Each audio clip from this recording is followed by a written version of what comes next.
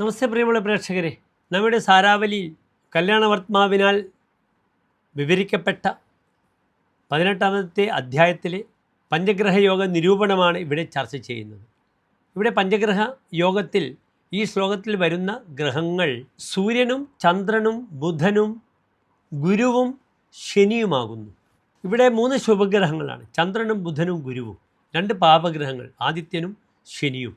ഈ ഗ്രഹങ്ങളുടെ യോഗം മൂലം ഉണ്ടാകുന്ന വ്യക്തി ഏത് പ്രകാരത്തിലുള്ള വ്യക്തിയാണെന്നാണ് ഇവിടെ കല്യാണവർത്മാവ് വിവരിക്കുന്നത്. പ്രിയമുള്ള പ്രേക്ഷകർ, ശ്ലോകം ശ്രദ്ധിക്കുക. ഭീരു പ്രിയ സന്ധ്യക്ത സോന്മാദോ വഞ്ചനേതി നിപുണശ്ച ഉഗ്ര പരാന്നഭോജി ബുധേന്ദു ഗുരു സൂര്യ രവിപുത്രൈഹി.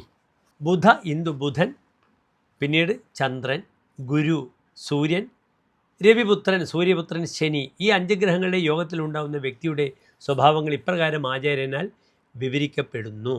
ഈ യോഗത്തിൽ വരുന്ന വ്യക്തി ആരാകുന്നു? ഭീരുവാകുന്നു. അദ്ദേഹം ധൈര്യശാലിയല്ല, ഭീരുവാണ്. പിന്നീട് അദ്ദേഹം പ്രിയ സന്ദിഗ്ധ, തൻ്റെ പ്രിയപ്പെട്ട ആളുകളാൽ ത്യജിക്കപ്പെടുന്നു. സ്വന്തം ആളുകൾ അദ്ദേഹത്തെ ഉപേക്ഷിക്കപ്പെടുന്നു എന്നർത്ഥം. സ്വന്മാദ, ഉന്മാദേന സഹ വർത്തതേതി സ്വന്മാദ. അദ്ദേഹത്തിൻ്റെ ആരോഗ്യസ്ഥിതി, മാനസികമായ ആരോഗ്യസ്ഥിതി ഉന്മാദാവസ്ഥയിലാണ്, വളരെ മോശമാണ്. വഞ്ചനെ അതിനിപുണശ്ച, മറ്റുള്ളവരെ ചതിക്കുവാൻ അങ്ങേറ്റം സാമർഥ്യമുള്ള വ്യക്തിയുമാണ് ഇദ്ദേഹം. ഇതൊരു നല്ല യോഗമല്ല. ബാക്കി കൂടി എൻ്റെ പ്രിയമുള്ള പ്രേക്ഷകർ ശ്രദ്ധിക്കുക. ഉഗ്രസ്വഭാവമാണ് ഇദ്ദേഹത്തിന്. സ്വഭാവം കൊണ്ട് ആർക്കും അദ്ദേഹത്തെ അടുക്കുവാൻ കഴിയുകയുമില്ല.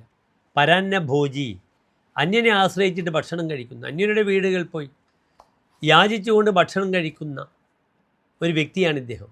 ഒരു നല്ല യോഗമേ അല്ല ഈ പഞ്ചഗ്രഹയോഗം.